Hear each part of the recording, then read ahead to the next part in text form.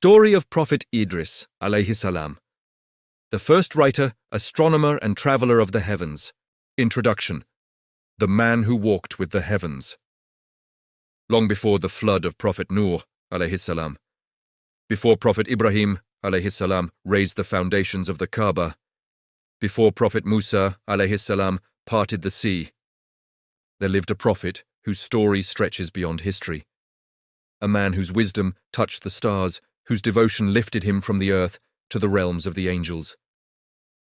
In the Quran, he is known as Idris, Alayhissalam, a man of truth, patience, and divine knowledge, a prophet whom Allah raised to a lofty station. In the Torah and the Bible, he appears as Enoch, the righteous man who walked with God and then was no more, for God took him. Across ancient scrolls, Hebrew scriptures, Islamic revelation, and forgotten wisdom traditions, this mysterious figure stands as one of humanity's earliest messengers, the bridge between the world of Adam and the age of Noah. Idris was born when the earth was young, when the children of Adam still carried the memory of paradise, and the veil between the seen and unseen was thin. He witnessed the rise of the earliest civilizations across the plains of Babylon, and saw with sorrow how the children of Kabil, Cain, drifted toward corruption, arrogance, and desire. Yet in that time of growing darkness, Idris shone like a lantern of divine light. He was the first to write with a pen, the first to chart the heavens, the first to calculate the movements of the sun, moon, and stars. He sewed the first garment, taught the first laws of justice, and guided humanity toward balance, patience, and sincere faith. He was a prophet, a philosopher, a scientist, but above all a devoted servant of Allah, whose heart never ceased remembering his Creator. The Quran honors him with these timeless words, and mention in the book Idris, indeed he was a man of truth and a prophet, and we raised him to a high station. Surah Maryam 19:56-57.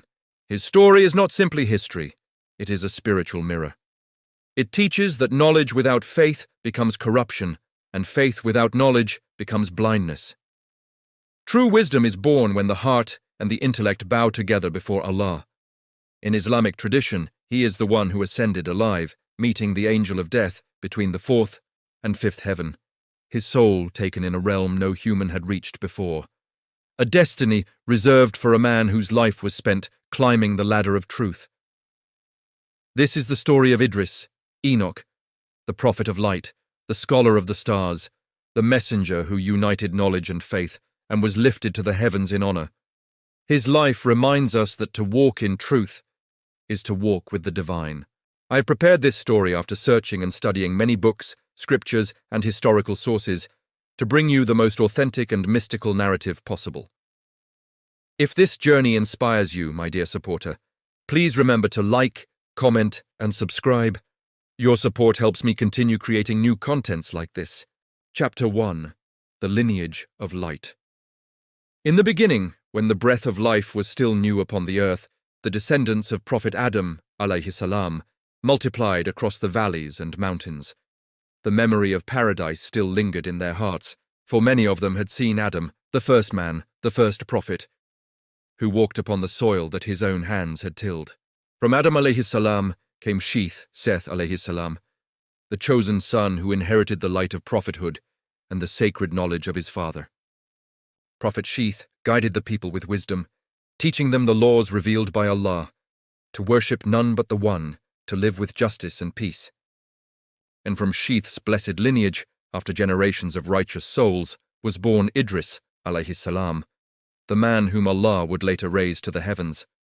The Quran does not tell us his birth story in detail, yet scholars such as Ibn Kathir and At-Tabari record that Idris was born in the era of Adam himself.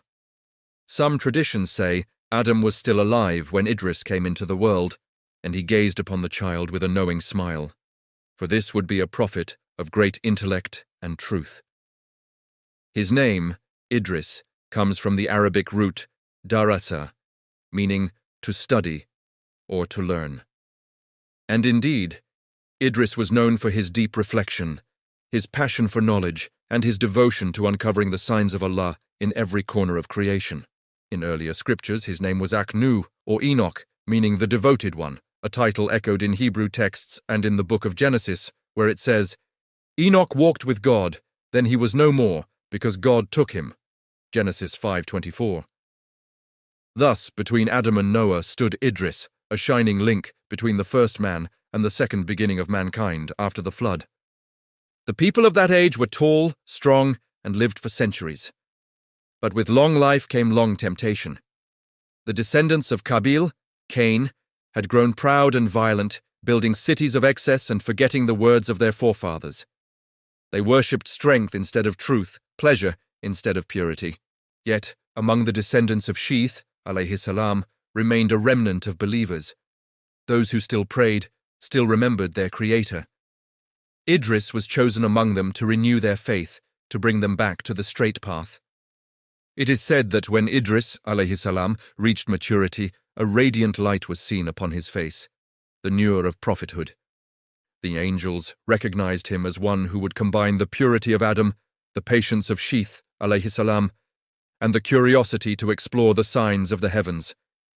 He grew up learning the laws of his ancestors and the knowledge of the universe. He studied the movement of stars, the order of seasons, and the rhythm of life itself, realizing that all things obeyed the command of their Lord. His heart overflowed with gratitude, and he would often sit alone at night, gazing at the stars, whispering, "How great is the one who created all this in balance. None deserves worship but him." Thus began the mission of Idris, Alayhissalam, born from the lineage of light, destined to guide humanity at the dawn of civilization. Chapter 2. Chosen by Allah. As the years passed, the young Idris grew into a man of calm wisdom and unshakable patience. He spoke little, but when he did, people listened, for his words carried weight, and his eyes held the light of understanding. He was tall, strong, and dignified, his voice deep but gentle. Ibn Kathir describes him as a man with a broad chest, little hair upon his body, and a noble countenance that reflected serenity. But what set him apart was not his form. It was his heart. He saw the world not merely as soil and stone, but as signs, living verses pointing to the majesty of Allah. Every sunrise reminded him of the Creator's mercy. Every star that glittered in the night sky reminded him of the order that governed all things. He was among the first of humanity to look upward and ask, "What are the heavens, and who commands them to move with such perfection?" In those early days, knowledge was still a sacred light.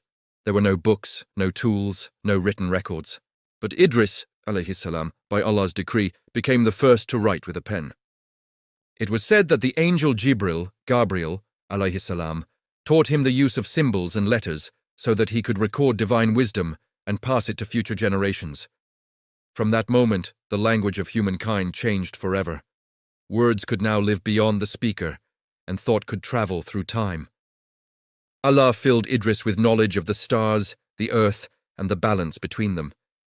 He was shown how the moon governs the tides, how the winds move by decree, and how every creature fulfills its appointed purpose. He observed, recorded, and taught. And as he taught, people began to gather, first a few, then many. They sat around him beneath the open sky, listening as he spoke of Allah's greatness. "Do you not see," he would say, "how the heavens stand firm without pillars? Do you not see how the earth yields its fruits in due measure? This is the command of your Lord. So worship him alone." The Quran briefly alludes to this moment, when Idris's voice became the voice of revelation, and mention in the book, Idris. Indeed, he was a man of truth, a prophet, and we raised him to a lofty station.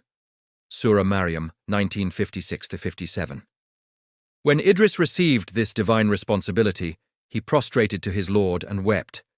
He knew that being chosen was both an honor and a trial. For prophets are shepherds not of sheep, but of hearts.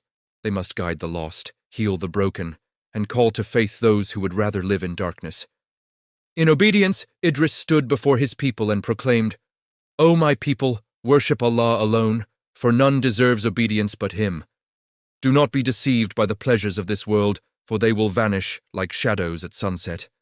The true joy of life is to know your Creator and walk in His light." Some hearts softened at his words. Others turned away, for pride had already taken root in them. The descendants of Kabil, Cain, who lived in the glittering cities of the plains, mocked him. They said, "What need do we have for your warnings, O Idris? We are strong, and our hands build wonders. Your prayers cannot stop the rise of men." But Prophet Idris answered them with calm certainty. "Power without righteousness leads only to ruin. When the sun rises from the west and the stars fall from the sky, what will remain of your cities then?" He taught his followers not only to pray, but to work with discipline. He taught them how to sew garments, to measure the earth, to observe the heavens, and to treat one another with justice. For to Idris, worship was not only prayer. It was living with truth and fairness in every act. The scholars of Tafsir say that Prophet Idris divided his days into 2 halves. 3 days he spent teaching and guiding his people, and 4 days he devoted entirely to worship, fasting by day, praying by night. His heart was in constant remembrance, and his lips never ceased to praise his Lord. In time, Allah granted him leadership, not only as a prophet, but as a ruler among his people, a just guide who governed by divine law. When corruption began to spread among the people of Qabil, Allah commanded Prophet Idris to confront them, to strive against evil. Thus, Idris became the first prophet in history to call for jihad, not in conquest, but in defense of righteousness. He gathered the believers and marched against the oppressors who had filled the earth with blood and arrogance. And by Allah's will, the righteous were victorious. Peace returned to the land and faith was renewed. But even in victory, Idris remained humble. He would retreat to the mountains, where he would weep in solitude and whisper prayers of gratitude. "My Lord, all strength belongs to you. You lift the humble and bring low the proud. You are the light of the heavens and the earth." It was then that Allah honored his servant, raising him not only in status but in spirit, a prophet of truth and wisdom, a man chosen to bear the light of knowledge in an age of ignorance. Thus began the sacred mission of Idris, Alayhissalam, a prophet chosen by Allah to awaken the hearts of humankind, to remind them that power without guidance is destruction, and that knowledge without faith is darkness. Chapter 3. The First Civilization and the Gift of Knowledge. The world in the time of Idris, Alayhissalam, was still fresh, the air pure, the rivers untamed, and the mountains majestic and untouched. Humanity was few in number, but vast in spirit. The children of Adam had spread across the plains of Babylon and the valleys of Mesopotamia, forming their first villages beside rivers that would one day be called the Tigris and Euphrates. It was an age of beginnings, the dawn of language, of labor, and of civilization itself. Among these early tribes, 2 lines of humanity lived side by side yet apart. The descendants of Sheeth, Seth, who upheld the worship of Allah, and the descendants of Qabil, Cain, who had turned their backs on the truth. The people of Sheeth were humble, peaceful, and devoted. Their nights were filled with prayer and remembrance. The people of Qabil were proud, intoxicated with power, and driven by desire. They built tall structures to glorify themselves and filled their cities with music, vanity, and idols of gold. It was in this fragile balance between faith and corruption that Allah sent Idris, Alayhissalam, not only to warn, but to teach, to build, and to restore balance between the soul and the world. The dawn of knowledge. Prophet Idris, Alayhissalam, was more than a preacher. He was a teacher, a scholar, a craftsman, and a scientist of divine inspiration. The Quran describes him as a man of truth and a prophet. And from this truth flowed wisdom in every form. It is narrated by Ibn Kathir and Imam al-Tabari that Idris, Alayhissalam, was the first man to write with a pen. Before him words vanished with the wind. Knowledge died with the tongue that spoke it. But Idris, Alayhissalam, changed that. He invented symbols, letters, and numbers, the first language of record. He taught his followers to mark the passing of days, to calculate the movement of the sun, to study the stars, and to measure the rise of the moon. He revealed that everything in the heavens follows divine law, a precise measure decreed by the Lord of all worlds. In his gatherings, under the soft glow of the early moon, Idris would draw circles in the sand, teaching his followers how the stars move through the sky. He taught them to track time, to observe the seasons, and to plant crops with order and purpose. Thus began the science of astronomy and mathematics, the first human understanding of the cosmos as a mirror of divine order. In some ancient accounts preserved through Islamic tafsir and the Book of Enoch, Idris, Enoch, was shown the heavenly spheres by angels. He was said to have seen the paths of the sun, the gates of the moon, and the stations of the stars, knowledge that he then shared with mankind so they might appreciate the majesty of the Creator. Through this sacred wisdom, Idris, Alayhissalam, became known among his people as the teacher of balance. He reminded them that to understand the heavens without worshipping the one who created them was foolishness. Knowledge, he taught, was not an end in itself. It was a path back to Allah. He who gains wisdom, Idris would say, but forgets the giver of wisdom, builds his house upon sand. But he who learns for the sake of his Lord builds upon a rock that no storm can break. The craftsman prophet. While Idris, alayhissalam, illuminated minds with knowledge, he also taught hands to work with skill. Before him, people clothed themselves in leaves or animal skins. Idris showed them how to spin thread and sew garments, becoming the first tailor in human history. It was said that he would stitch his own clothing while reciting the names of Allah, each needle's pull accompanied by remembrance. When his followers asked why he did this himself, he answered, "The hands that work in the name of Allah are hands that will never be ashamed before Him." He also taught them how to craft tools from stone and metal, not for vanity, but for survival and justice. He established measures of trade, balance and fairness, laying the foundation for commerce and ethics. Thus, Idris alayhissalam became the father not only of writing and astronomy, but of industry, measurement and lawful trade. From the Quranic concept of mizan, balance, he taught that even the smallest injustice could tip the world toward chaos. "Be just," he told his people, "for the heavens themselves stand by justice. The stars move not a fraction from their path. So too must man walk straight upon the earth." The first schools and communities. Under Idris's leadership, small villages became thriving communities. People gathered around him not only for prayer, but for learning. They built the first centers of teaching, simple circles beneath trees or beside rivers, where young and old would sit together to study the signs of Allah. He divided time into sacred portions, some days for work, others for worship, and others for reflection. Idris, alayhissalam, taught that knowledge and faith are two wings of the same bird. One cannot soar without the other. He warned against arrogance, for knowledge without humility leads to corruption, a truth humanity would forget many times thereafter. In the Book of Enoch, this wisdom is echoed. "And Enoch walked with God, and he was taught the secrets of heaven and earth." The same message flows through the Quran, that those granted understanding are not equal to those who wander blindly. Through Idris, Allah revealed that learning was a form of worship, and that curiosity, when guided by faith, becomes a ladder to the heavens. The civilization of balance. With time, the followers of Idris became known as a people of harmony. They worked by day, prayed by night, and lived by the principle that all success comes from Allah. Their cities were modest, yet clean, their markets fair, their leaders humble. They avoided extravagance and built their lives around worship and service. Yet Idris, alayhissalam, always reminded them, "This world is but a shadow of the next. Do not let your hearts be owned by what your hands have built, for everything that rises will one day fall, except the remembrance of Allah." It was this teaching, this unity of faith and intellect, that made Idris the model of divine civilization.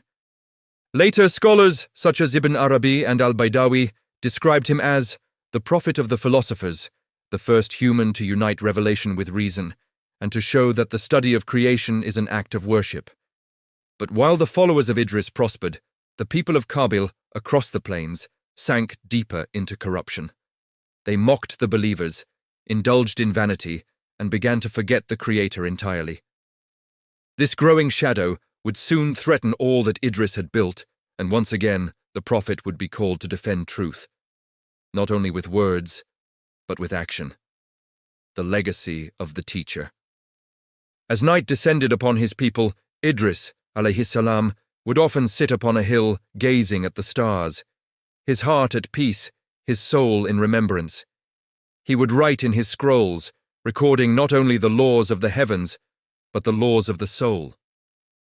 Some traditions say that 30 scrolls of divine wisdom were revealed to him, containing lessons on patience, gratitude, and balance.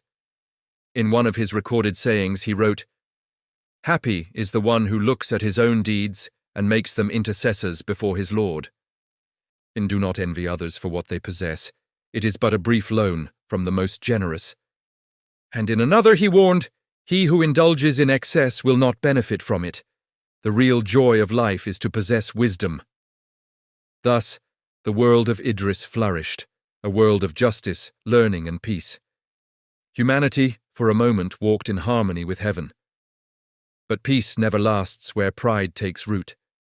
Soon the children of Kabul would grow restless again. They would build idols of stone and gold, declaring themselves masters of their fate. And the struggle between truth and falsehood, between the light of Idris and the darkness of corruption, would return stronger than before. But Idris, Alayhissalam, the prophet of balance, stood ready, with patience, knowledge, and the unshakable faith that had raised him among the stars. In Chapter 4, the corruption of Qabil's descendants and the first jihad. As the followers of Idris, Alayhissalam, lived in peace, the world beyond their valleys began to change. Across the plains where the descendants of Qabil, Cain, had built their cities, darkness took root once more. Their towers stretched toward the clouds, their markets overflowed with wealth, and their hearts filled with arrogance. They were the first to make music and dance a means of vanity, not joy, to wear gold and silk for pride, not gratitude. The men became tyrants, the women boastful, and their rulers corrupted. They worshipped the work of their own hands, idols of stone and wood, saying, "These are our gods, they grant us power and desire." It was the same whisper Shaitan had given their ancestor Qabil. "You are strong, you need no one above you." From his dwelling among the righteous, Idris, Alayhissalam, saw what was happening. His heart wept for humanity, for he knew what followed arrogance, destruction.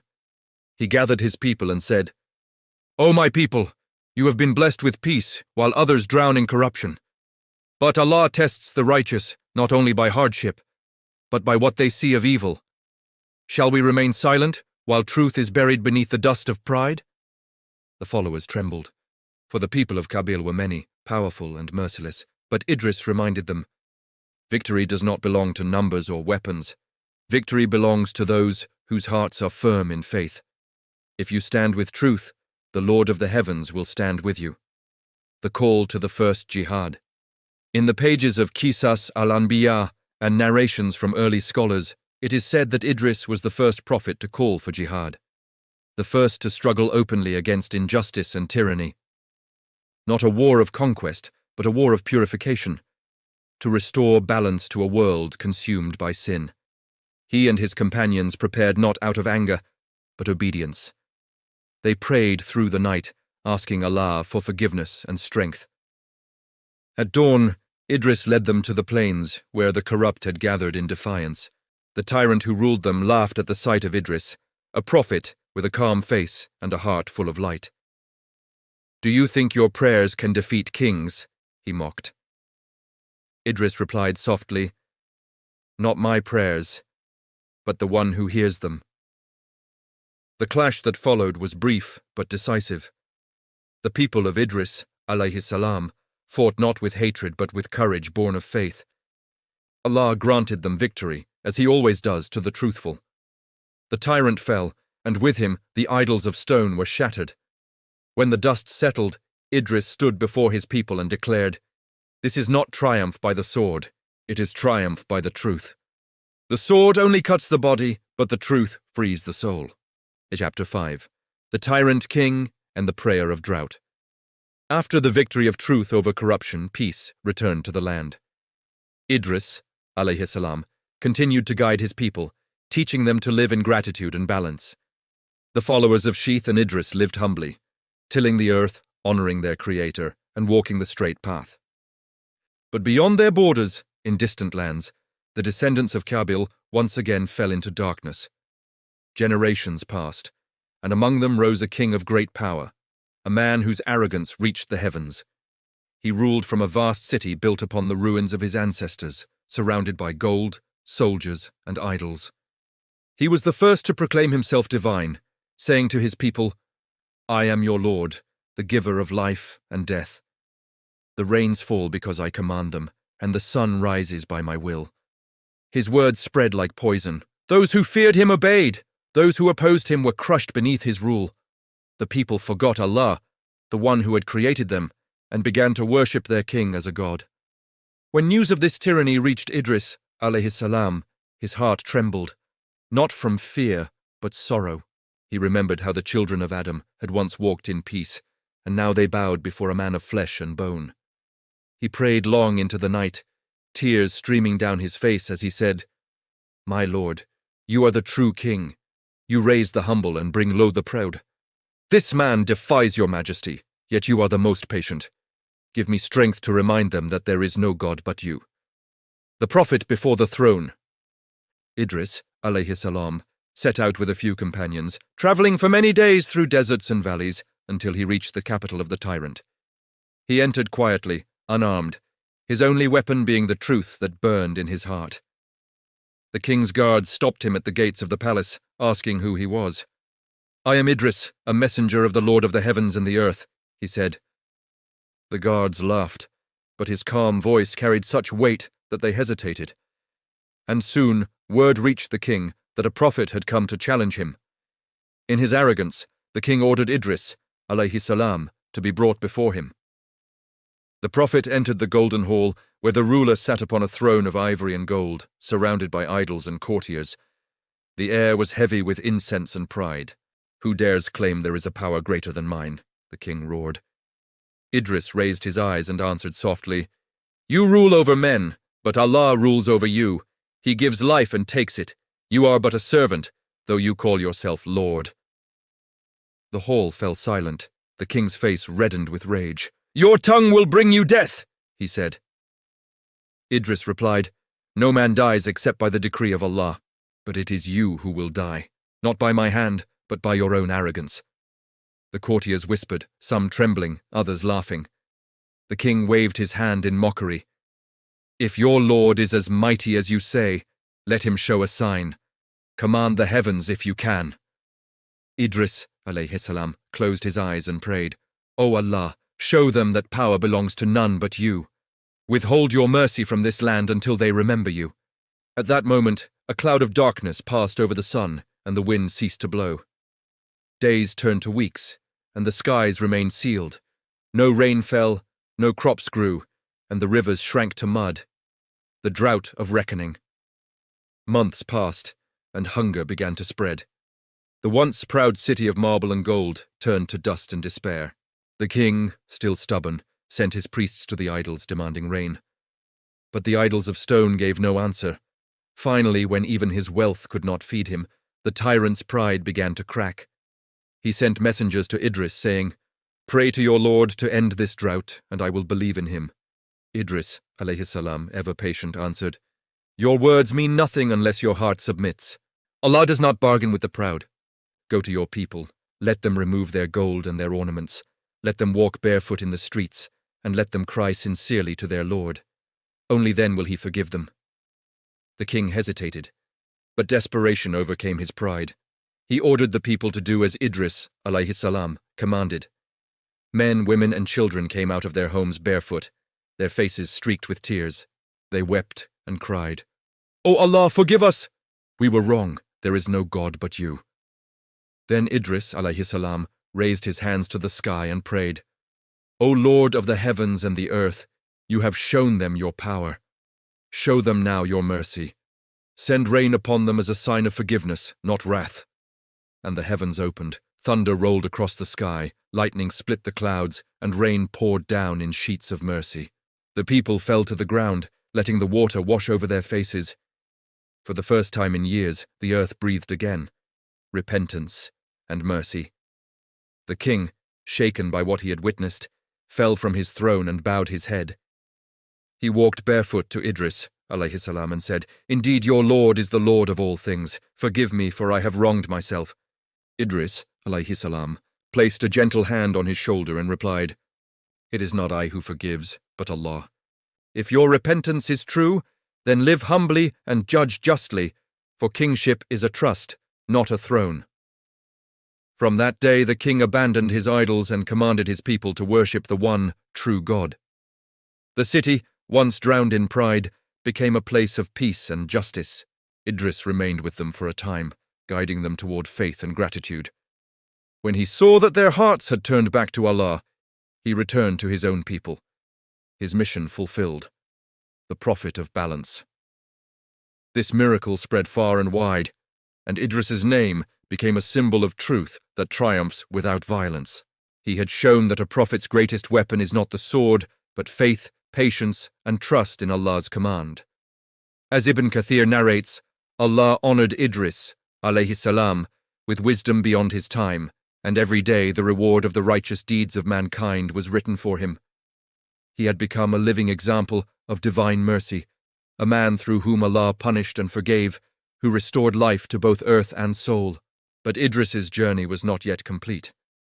For the one who raises his servants in spirit would soon raise Idris, Alayhissalam, not only in rank, but to the very heavens themselves.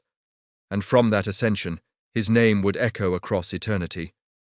Chapter 6. The Angel of Death and the Journey to the Heavens. The years passed, and the world once again flourished under the guidance of Idris, Alayhissalam. He ruled with wisdom, taught with compassion, and worshipped with a heart overflowing in remembrance. But though his people were content, Idris, Alayhissalam, often sat alone beneath the stars, lost in thought, not of this world, but of what lies beyond. He would gaze at the heavens and whisper, "O Lord, you have shown me the wonders of the earth. Let me behold the secrets of the skies. Let me understand what awaits your righteous servants when they return to you." For Idris knew that life was a journey of ascension, each good deed a step toward the light of Allah. His yearning for closeness to the divine grew so intense that even the angels marveled at his devotion. The angelic friendship. Among the angels who descended to earth with Allah's permission was one who befriended Idris. This angel loved him for his wisdom and sincerity, and they would speak often about the mysteries of creation. Idris would ask about the workings of the heavens, the courses of the stars, and the duties of the angels. And his companion would answer with humility and joy. One day, as narrated by Ibn Kathir, Idris, Alayhissalam, said to his angel friend, "Allah has revealed to me that for every good deed of the people of the earth, I am granted a reward equal to theirs. My heart longs to live longer so that I may increase my good deeds and draw nearer to my Lord. Can you speak to the angel of death for me and ask if my life might be extended?" The angel agreed, saying, "Come with me, O Prophet of Allah. I will carry you upon my wings to the heavens." The ascent through the skies. The angel lifted Idris gently and soared upward, through the clouds and beyond the sight of men. They passed through the blue veil of the sky into realms of light and purity, where the air hummed with praise of Allah. As they ascended through the first, second, and third heavens, Idris witnessed the ranks of angels, each devoted to their own form of worship. He heard the rhythm of creation, a song of praise that never ceased, a harmony beyond human hearing. When they reached the fourth heaven, the angel said, "Wait here, my friend, while I speak with the angel of death." There they met Malak al-Maut, the angel of death, descending on his divine errand. The angel of death looked surprised to see Idris in that lofty station and said, "How wondrous! I was commanded to take the soul of Idris in the fourth heaven. I wondered how that could be, for he lived upon the earth, yet Allah's decree always comes to pass." Then before Idris could utter another word, his soul was taken, gently, peacefully, in the very place where Allah had decreed it. In another tradition, it is narrated from Hajj Abdullah ibn Suhas that Idris alayhissalam used to travel from city to city and used to fast. When it was night, he used to halt, and he was provided his sustenance at that very place. The angels used to take his good deeds to the skies like other people's deeds. The angel of death wished to meet Idris, and after getting permission, he came to Idris and said, "I wish to be in your company." Idris agreed. They became friends and were together for a long time. He would fast during the day, and at night, when he used to get sustenance, he used to eat. He used to invite the angel of death to eat with him, but he said, "I don't require food," and remained busy in prayers. Idris used to sleep due to fatigue, but the angel of death was neither lazy nor tired. Neither did he sleep. In this manner, some days passed until one day they passed by an orchard. The grapes were ripe. The angel of death asked Idris whether they should take some of the grapes and break their fast. Idris replied, "Glory be to Allah! I invited you to eat from my share of sustenance and you refused. You are now inviting me to eat other people's grapes without their permission. You have recompensed my companionship in a nice way. Tell me, who are you?" He replied, "I am the angel of death." Idris said, "I have one request from you." The angel of death asked him what it was. Idris said, "I wish you to take me up to the skies." The angel of death took Allah's permission, seated him on his wings, and took him up to the skies. Idris said, "I have one more desire. I have heard that death is very difficult, so I wish to taste it, so as to verify that it tastes as I have heard it." The angel of death took Allah's permission. Then he held the breath of Idris for some time, then removed his hand and asked Idris how found it. Idris replied, "Very severe, more severe than what I have heard." Then Idris said, "I have one more desire. I want to see the fire of hell." The angel of death ordered the keeper of hell to open the door. When Idris saw it, he swooned. When he regained consciousness, he said, "I have one more request. I would like to see heaven." The angel of death asked the permission of the keepers of heaven, and Idris entered it and said, "O angel of death, now I will not come out of it. Allah has said every soul will have totis death, which I have tasted. And Allah has said there is no one from you who will not come near hell, and I have seen it, and about the heavens it is said that the people of heavens will remain in it forever."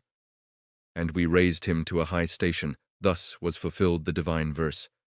And mention in the book Idris, indeed he was a man of truth and a prophet, and we raised him to a lofty station. Surah Maryam, 19:56-57. Allah did not raise him merely in spirit or honor, but literally to the heavens themselves. In the authentic hadith of Isra and Mi'raj, Sahih Bukhari, Sahih Muslim, when Prophet Muhammad, Alayhissalam, ascended through the seven heavens, he met Idris in the fourth heaven. The Messenger of Allah described him as calm, radiant, and surrounded by light, saying, "I met Idris in the fourth heaven, and he greeted me, saying, 'Welcome, O righteous Prophet and righteous brother.'" This confirmed what the Quran had already revealed, that Idris was raised by Allah, honored among the pure souls, and granted eternal peace in the realm of the angels. The Prophet among the stars. Some scholars of tafsir, like Al-Thalabi and Al-Baydawi, wrote that Idris continues to dwell among the celestial beings, witnessing the unfolding of creation, recording divine wisdom, and praying for the children of Adam. Others saw in his story the symbol of ascension, that those who live by knowledge and truth will be lifted above the illusions of the world. To the people of the earth, Idris disappeared without a trace. But to the people of heaven, he became immortal in remembrance. His soul ascended where no man had gone before, a living sign that Allah raises whom He wills, in body and in spirit, to stations beyond measure. And from that day, his name became a symbol of divine elevation, Idris, the prophet who studied the secrets of the stars, and became one of them. Chapter 7. The Heavenly Station, Meeting with Prophet Muhammad in Miraj. Centuries passed upon the earth, kingdoms rose and fell, oceans shifted, and the children of Adam spread across continents. But high above this ever-changing world, in the realm of light, Prophet Idris, Alayhissalam, remained, dwelling in peace within the fourth heaven, honored among the righteous. He had been lifted by the command of Allah, his soul resting in a station between the angels and the world of men. There, time did not pass as it does below. In that world of eternal worship, there was no night or day, only the constant radiance of divine presence. Idris, alayhissalam, sat among the angels, clothed in light, his face serene, his heart filled with remembrance. Around him flowed rivers of brilliance, and above him stretched veils of celestial harmony, each layer echoing the praises of the Almighty. It was in this tranquil place that a moment unlike any other would one day unfold. A meeting that connected the earliest prophet raised to the heavens with the final messenger sent to the earth. The night of ascension. Many more years after Idris's ascension, the world below had changed beyond recognition. Mankind had fallen again into darkness, worshipping idols, wealth, and power. And Allah, in His mercy, sent His final messenger, Prophet Muhammad, Alayhissalam, a man of truth, whose heart carried the light of all prophets before him. On that sacred night, when the Prophet Muhammad was taken from Makkah to Jerusalem and beyond, the Isra and Miraj, the heavens were opened once more. As he ascended with the angel Jibril, Alayhissalam, each heaven greeted him with the spirits of those chosen before him. At the first heaven, he met Adam, Alayhissalam, the father of humanity. At the second, Yahya, John, Alayhissalam, and Isa, Jesus, Alayhissalam. At the third, Yusuf, Joseph, Alayhissalam, radiant as a star. And when they reached the fourth heaven, Jibril, Alayhissalam, said, "This is where resides Idris, the one whom Allah raised to a lofty station." The meeting of the two prophets. As the gate of the fourth heaven opened, a soft glow filled the space. There, seated among the angels, was Idris, noble, calm, and radiant, his presence filled with tranquility. When he saw the messenger of Allah, he rose with grace and smiled, his eyes shining with recognition. He stepped forward and greeted him. "Welcome, O righteous prophet and righteous brother." Sahih Bukhari, Sahih Muslim. The Prophet Muhammad returned his greeting, saying, "Peace be upon you, O Idris, prophet of Allah." For a moment, the two stood together, one from the dawn of prophethood, the other from its fulfillment. In that timeless meeting, knowledge and revelation touched across ages. The angels looked on in reverence, for this was no ordinary encounter. It was the joining of two messengers whose missions reflected one another, both raised in truth, both ascended in spirit. Though the Quran had spoken of Idris centuries earlier, and we raised him to a lofty station, now the Prophet of Islam was witnessing that verse with his own eyes. The station of truth. In tafsir, scholars describe Idris's place in the fourth heaven as one of honor, nearness, and tranquility. The station of those whose deeds were accepted and whose hearts were purified of all attachment to the world. It is said that Idris continues to glorify Allah with the angels, recording the praise of the righteous, and watching over the balance of creation. To the Prophet Muhammad, seeing Idris was both a confirmation and a comfort, a reminder that the path of every messenger is connected. From Adam to Idris, from Noah to Abraham, from Moses and Jesus to himself, the chain of divine guidance was unbroken, each link forged by faith and patience. When the Prophet Muhammad, alayhissalam, continued his journey to the higher heavens, Idris, alayhissalam, raised his hands in prayer for him, saying, "May Allah strengthen you, O Muhammad, and make your nation steadfast in truth until the final hour." And so Idris remained where Allah had placed him, among the celestial ranks, the prophet of knowledge and balance, forever lifted above the earth that once tested him. The eternal reminder. The meeting of Idris, alayhissalam, and Muhammad, alayhissalam, is more than a story. It is a symbol of continuity, that all prophets share one mission and one message, to call humanity to faith, patience, and truth. Idris was raised to the heavens because of his steadfast pursuit of divine wisdom. Muhammad was raised beyond the heavens because he carried that wisdom to all of mankind. One ascended to witness the realm of angels. The other ascended to receive the command of prayer, the very link between man and his Creator. Together, their stories remind us that those who live in truth are never forgotten. They are lifted by Allah's mercy to stations beyond imagination. And so, the Prophet Idris, alayhissalam, remains in the fourth heaven, shining like a star among the angels, a timeless reminder that knowledge, sincerity, and faith are the wings by which the soul ascends. Chapter 8. The 30 Scrolls of Wisdom, the Teachings of Idris, alayhissalam. In the radiant stillness of the fourth heaven, Prophet Idris, alayhissalam, continues to live among the angels, his heart at peace, his soul immersed in remembrance. But his legacy was not only written in the stars, it was written in words, in teachings, and in divine scrolls that shaped the earliest understanding of truth. Islamic tradition tells us that Allah revealed to Idris 30 suhuf, scrolls, of divine wisdom, sacred writings that contained lessons on ethics, gratitude, justice, and the inner secrets of faith. In a hadith narrated by Abu Dhar, radiyallahu anhu, the Prophet Muhammad said, Allah sent down 104 scrolls, 50 to Seth, 30 to Idris, 10 to Abraham, and 10 to Moses before the Torah. Musnad Ahmad, Bayhaqi, Shu'ab al-Iman. These scrolls, though lost to history, carried the seeds of revelation, the same moral truth that would later echo through the Torah, the Psalms, the Gospel, and finally, the Quran, the voice of divine wisdom. Idris was not a prophet of laws and battles, but of wisdom and reflection. He spoke less about the outer world and more about the kingdom of the soul, how to master the self, purify the heart, and walk in constant awareness of Allah.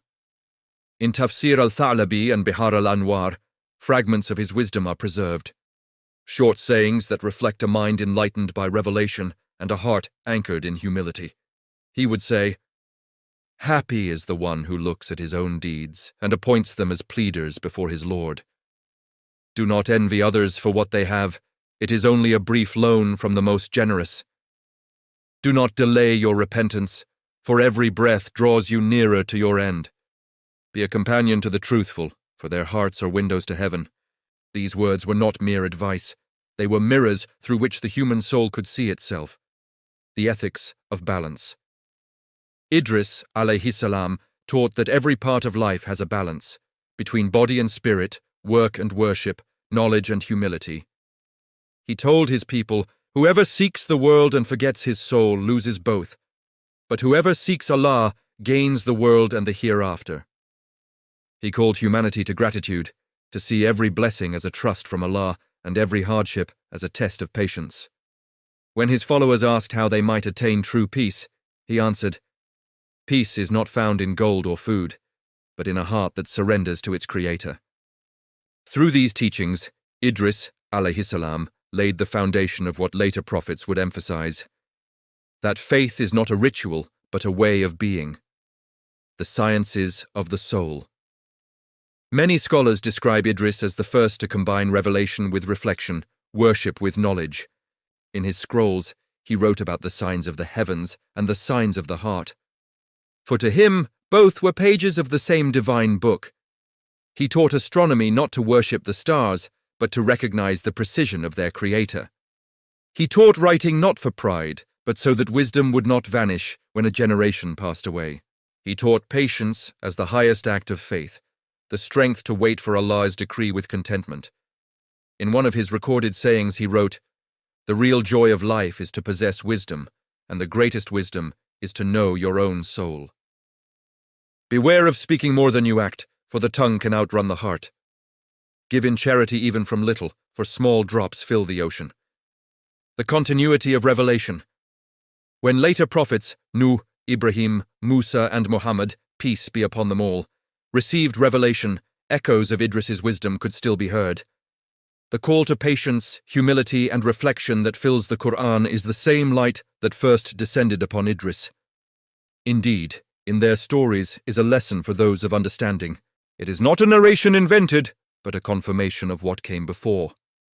Surah Yusuf 12:1-11. In this way, Idris stands not only as a prophet of his time, but as a pillar in the eternal chain of knowledge, the bridge between Adam's first revelation and the final message brought by Muhammad, the eternal teacher. Idris, alayhissalam, remains remembered not for battles or miracles, but for teaching mankind how to think, how to live, and how to worship with awareness.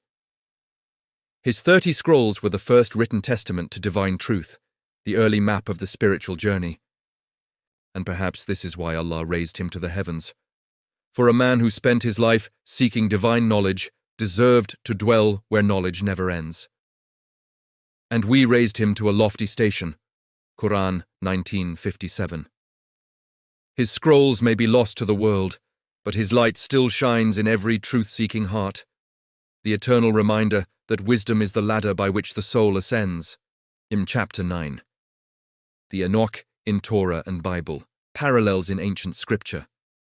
Long before nations rose or tongues were divided, there was one truth and one creator. Though the words of revelation later scattered into many languages, the light within them remained the same. Thus, the man known in the Quran as Idris, Alayhissalam, reappears in other scriptures under another name, Enoch, the seventh generation from Adam, the man who walked with God.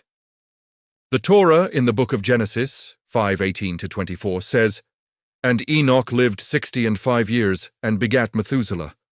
And Enoch walked with God after he begat Methuselah 300 years, and he begat sons and daughters.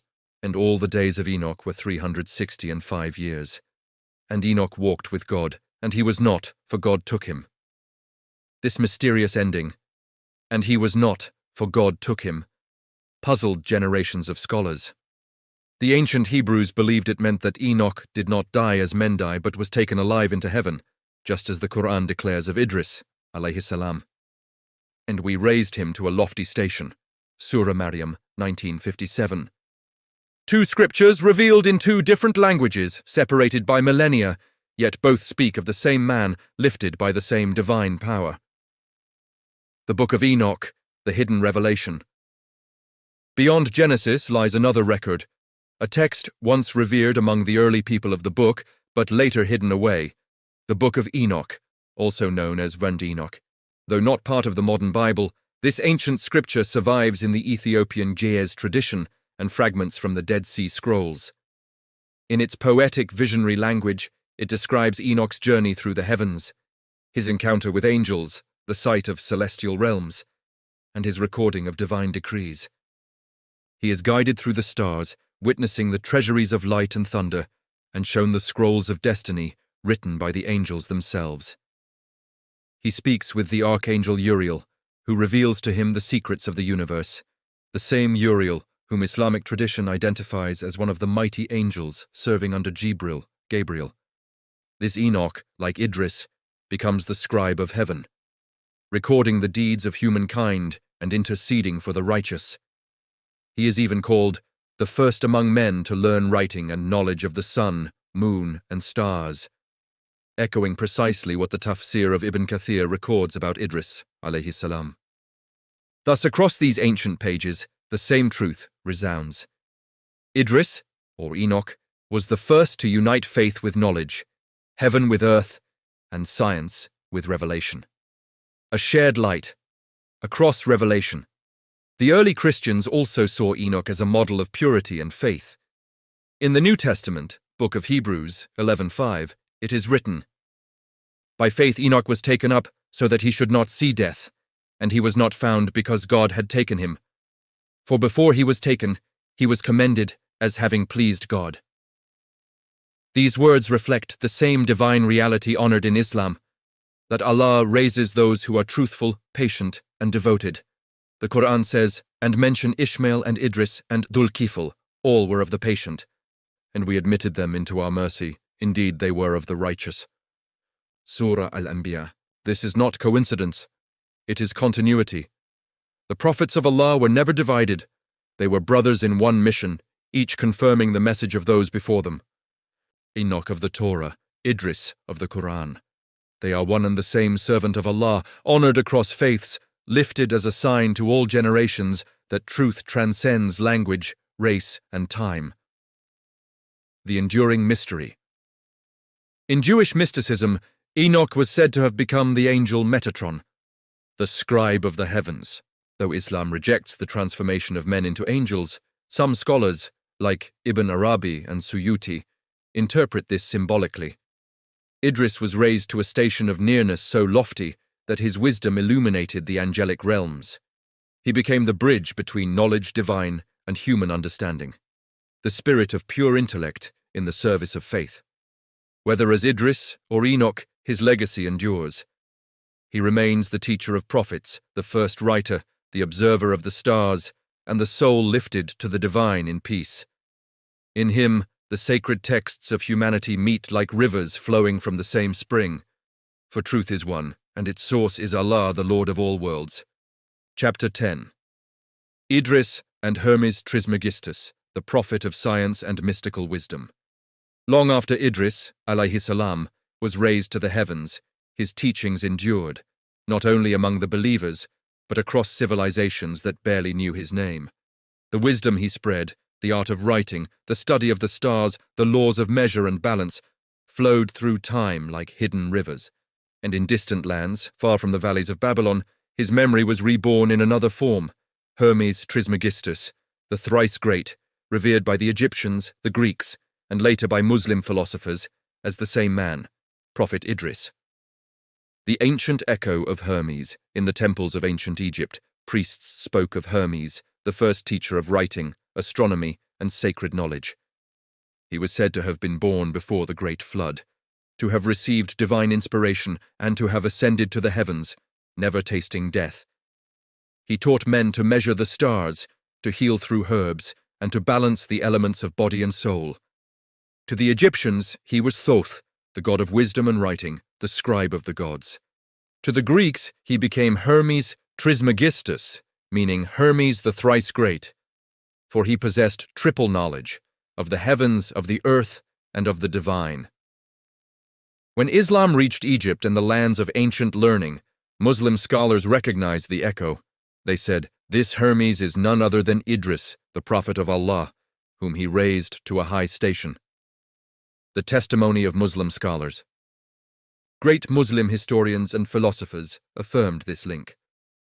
Ibn Ishaq, the earliest biographer of the Prophet Muhammad, wrote, "Idris is the same as Hermes, the first philosopher and the first to speak of the celestial spheres." Al-Tabari, in his History of Prophets and Kings, called Idris the first to study the movements of the stars and the first to bring knowledge of science and medicine to mankind. Ibn Arabi, the Sufi mystic, described Idris as the celestial man who combined revelation with intellect, the prophet of balance between divine light and human understanding. In Islamic thought, Hermes was not a pagan deity, but a corrupted memory of Idris, the prophet whose wisdom shaped the earliest civilizations. Through Idris, Muslims saw the origin of science as a sacred act, knowledge as a form of worship, and observation of the world as reflection upon the Creator. The thrice great wisdom. Hermes Trismegistus was said to have written texts later known as the Hermetica, a collection of ancient philosophical dialogues on the soul, the cosmos, and the unity of God. One of these writings, the Emerald Tablet, opens with words that echo Quranic wisdom: "That which is above is like that which is below, to accomplish the miracles of the one thing." Muslim philosophers interpreted this not as pagan mystery, but as a reflection of the Quranic truth. He is the first and the last, the most high and the most near, and he has full knowledge of all things. Surah Al-Hadid 57:3. To them, Idris was the first man to read the world as a divine book, each star a verse, each breath a sign, each law of nature a proof of Allah's perfection. His title, Trismegistus, the thrice great, was seen by scholars like Ibn Nadim and Al-Mas'udi as symbolizing Idris' mastery over prophecy, philosophy, and astronomy, the three forms of knowledge given by Allah: prophetic revelation, the light of divine truth; philosophical reflection, the light of human reason; scientific observation, the light of the created universe. Thus, Idris, Alayhissalam, became the meeting point of faith and intellect, the father of wisdom who united the language of the heavens with the understanding of men, the prophet of balance. Even centuries later, his influence shaped Muslim science, art, and spirituality. Astronomers in Andalusia called upon the wisdom of Idris. Alchemists saw in him the first seeker of transformation, not of metal into gold, but of the soul into light. Sufis remembered him as Al-Mu'allim al-Awwal, the first teacher. To the thinkers of Islam's golden age, Idris, alayhissalam, embodied the perfect harmony between deen, faith, and ilm, knowledge. He proved that knowledge without guidance leads to pride, but faith without reflection leads to stagnation.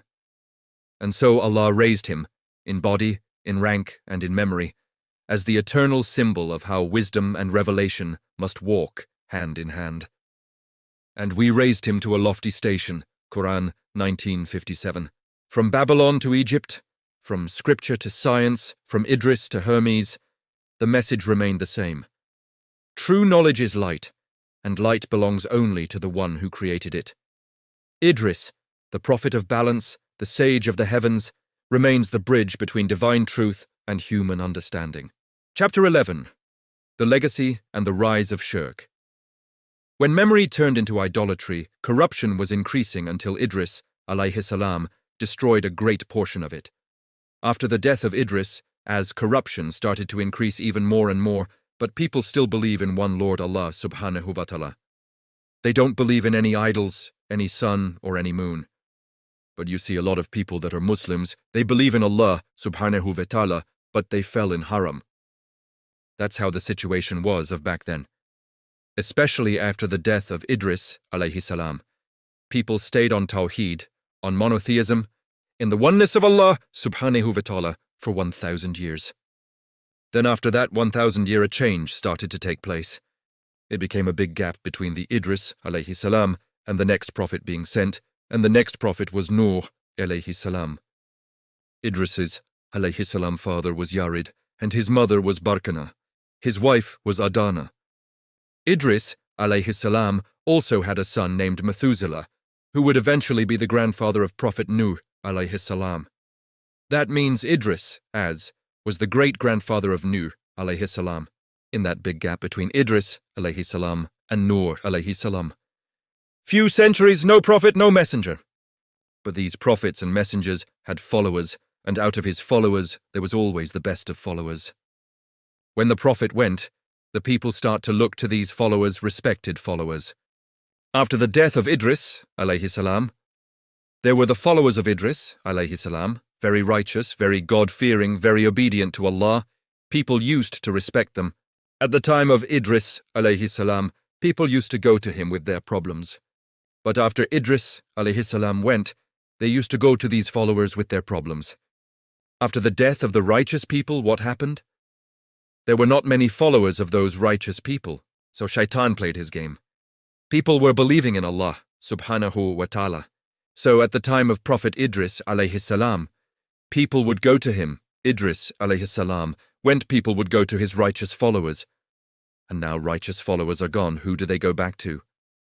So Iblis started to play a game with the minds of the weak people. Shaitan came. When righteous followers started to die one by one, Shaitan said to them, "You know what a wonderful person he was, what a wonderful." So Shaitan came and grieved. Now you got to look Shaitan and his tactics here. Shaitan came along and he grieved with them. He said, "Man, that person, that died. Don't you feel, oh, what a wonderful person he was." So Shaitan is there, and he is actually grieving over this soul that has passed away. So they started to know this person, Shaitan, this wonderful person who is grieving over this good soul. Then what happens is that the next generation dies, so the same Shaitan comes along and he says, "Amen, another soul, we have just lost another soul, a good soul on this earth. How much corruption is there on earth?" And whenever a good soul goes like this and so on, and he is making people feel like, wow, he is a good preacher. The next time it happens again, he said, "You know what we should do, guys? We should have a remembrance of this person." So how are we going to have a remembrance of this person? If we do not quickly make something that reminds of this person, then we will forget this good soul and his teachings. So quick. What they do in early days? You saw that early drawings? On the walls and caves and so on of deers and lions and whatever else, it was of their nature, right? So what Shaitan told them to do is to make a certain drawings of this individual. He said, "Look, we need to do this. We need to remember good people like this and honor them. We need to do this." So they go ahead and they did this. So next generation came. And now he has got a drawing there, you see? He has got a few drawings that are coming up of these pious people that has passed away. Next generation, he said to them, "Hey, listen, young boys, you are going to die soon, right? You are going to die. You need to respect your elders, respect them, and how you respect to them is, see those carvings on there, pay them your respect. So it's like, look up to them, show them that you like them," so they did. When the next generation came, he said, You are the grandchildren of these figures that went. Oh, what great-grandfather you had. You know these pictures. What you should do, you should take them and we should honor more. Respect them by carving out certain stones out of their shape of these heads. So they did that, because it was a respect. Next generation came, Shaitan said. Just bow your head down, that's all you do. Just bow your head down. So they did that. Next generation came, he said, these are the things that gives you life, bread, and everything you have got. Don't you realize that? Didn't you see your fathers who do that, bowing the heads? Well, you should go onto the floor and do sujood to that things. So they did that. Next generation, he has got them fooled, he tells them. Look, they are gods. What a mentality of these people is that they have started to believe in something that does not exist. They started to give these statues, stones, and dead people certain beliefs that don't belong to them. So they started to say that is the one that gives us rain, that is the one that gives us children, and that is the one that gives us this and that. So they started to make these beliefs. So in the end, Allah sent Nuh, Alayhissalam. What Nuh, Alayhissalam, was dealing with? He was dealing with a very, very stubborn people. From reverence to rebellion. The scholars of Tafsir, Ibn Kathir, Al-Tabari, and As-Sa'di recount that this was the time when the idols Wad, Suwa, Yaguth, Ya'uq, and Nasr were first made. These were the names of righteous men from the followers of Idris. Their images were raised to preserve their memory, but over time they became gods to the ignorant. Allah mentions them in the Quran, and they said, Do not abandon your gods. Do not abandon Wad, nor Suwa, nor Yaguth, nor Ya'uq, nor Nasr. Surah Nur 71:23. Thus, the clear light of Tawhid, the oneness of Allah, began to fade from the earth. The hearts of people hardened, and injustice spread once again. The world that Idris had once purified was now filled with corruption, pride, and false worship. The cycle of guidance. Yet Allah, in His mercy, never leaves humanity without guidance. When ignorance covered the earth, He prepared another messenger, Noah, Alayhissalam, the great-grandson of Idris, through Methuselah. Noah was born into a world that had forgotten the Creator and replaced him with stone. He would spend 950 years calling his people back to the message that Idris had once preached. Worship Allah alone. You have no other God but Him. Thus began a new chapter in the divine story, one that would test the patience of humanity and remind all creation that no image, no idol, no symbol can ever represent the eternal. The lesson of Idris's legacy. The fall of Idris's followers was not born from rebellion, but from forgetfulness. A lesson that would echo through every age. When people stop remembering why they do what they do, they lose the truth of whom they serve. Knowledge fades, rituals become habit, and love without understanding becomes misguidance. Idris, Alayhissalam, had taught, Beware of the whisper that turns remembrance into pride, for Shaitan decorates falsehood with beauty until it blinds the eye of the heart. His story stands as both hope and warning, proof that light can be lost if not guarded, and that even the purest memories can be twisted when faith grows distant from knowledge. Yet in every darkness, Allah sends light again. Just as He raised Idris to the heavens, He would raise Noah to rebuild faith upon the earth. The chain of prophecy would continue, unbroken, unwavering, until the final messenger, Muhammad alayhissalam, would bring that light to its completion. Chapter 12. The Eternal Message, Knowledge, Faith, and Ascension. The story of Idris alayhissalam begins on earth, among the dust and toil of the first generations, and ends among the stars in the endless light of the heavens. He was born into a young world, when the memory of Adam was still fresh and mankind stood between innocence and corruption. Yet from the moment Allah chose him, Idris alayhissalam became more than a man of his time. He became a symbol for all times. Raised to the heavens, honored among the prophets, Idris's life traces a journey that every believer must walk in their own heart. The journey of knowledge, faith, and ascension. The journey of knowledge. From the beginning, Idris alayhissalam taught that knowledge was the first light of revelation. He was the first to write with a pen, to measure the stars, to study the laws of creation, not for curiosity, but for gratitude. He saw in every pattern of nature a reflection of divine wisdom. To him, understanding the world was a form of worship. Studying the heavens was reading the verses of Allah written across the sky. Indeed, in the creation of the heavens and the earth, and in the alternation of night and day, are signs for those of understanding. Surah Al-Imran 3:190. Through Idris, Alayhissalam, humanity learned that true science and true faith are not enemies. They are mirrors. Knowledge without faith becomes pride. Faith without knowledge becomes blindness. But together, they lift the soul upward, as they lifted Idris himself. The path of faith, Idris's life, was not a tale of conquest, but of submission to Allah's wisdom, even when unseen. He did not rule by force, but by truth. He did not build monuments of gold, but mines of light. He showed that the highest form of power is humility before the Creator, and that patience is the foundation of all virtue. When the tyrant mocked him, Idris did not curse, he prayed. When the people forgot their Lord, he wept for them, not against them. And when Allah decreed his time, Idris embraced it with peace. Faith to him was not belief without reason. It was trust without pride. It was to act in obedience even when the outcome is unseen, and to know that every command of Allah leads ultimately to mercy. The legacy of light, from Idris's time until today, the same message remains. Seek knowledge, for ignorance is the first death of the soul. Live with faith, for it gives meaning to every trial. Strive for balance, for Allah made all things in due measure. His wisdom still echoes in the Quran's call. Whoever purifies his soul has succeeded, and whoever corrupts it has failed. Surah Ash-Shams 91:9-10. Prophet Idris, Alayhissalam, stands among the earliest of men, yet his lesson is eternal. That human greatness is not in power or fame, but in nearness to Allah. He ascended because he lived as if already above the world, detached from its pride, devoted to its Creator. And so his name remains, shining like a star in every age, reminding all who seek truth that to rise one must bow. Conclusion.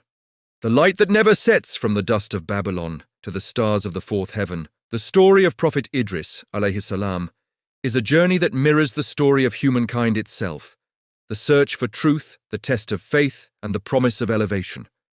He was born into the first civilizations when the memory of Adam still whispered in the hearts of men, and he rose to become a bridge between the seen and the unseen.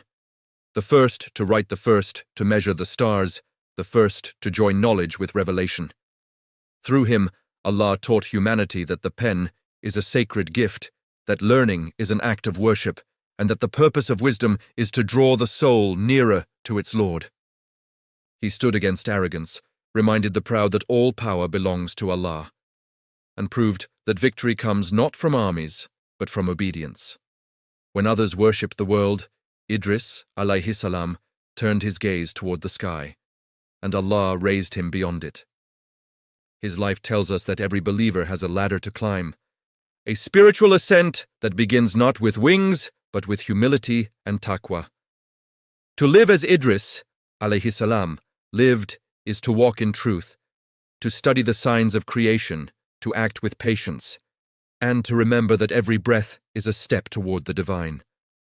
The Quran honors him in only a few verses, yet within those lines lies an ocean.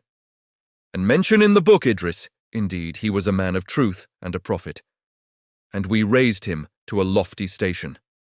Surah Maryam 19:56-57. That lofty station is not only his, it is a promise to every soul that seeks light with sincerity. For whoever learns with gratitude, works with justice, and believes with purity of heart will be lifted, not by fame or fortune, but by faith.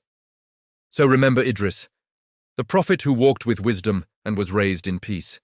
His story began with knowledge and ended in eternity, a reminder that when knowledge is guided by faith, the soul never falls, it only rises.